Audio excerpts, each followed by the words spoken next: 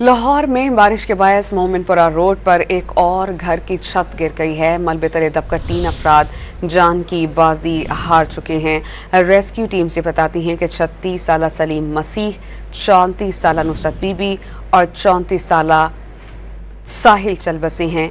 छत गिरने का हादसा जो है वो रोनमा हुआ है लाहौर में। 3 मजीद अफराद अपनी जान की बाजी जो है वो हार गए हैं। इस बारे में आपको बताएं कि जब बारिशें हुई तो बहुत ज़्यादा हलाकतें इस तरह से रिपोर्ट हुई हैं। वाज़ेह रहे कि NDMA और PDMA अलर्ट थे किसी भी हंगामी सूरत हाल से नबर्द आसमा होने के लिए, लेकिन जो इत्तलात आ रही हैं वो बहुत से कच्चे मकानात के गिरने की आ रही हैं।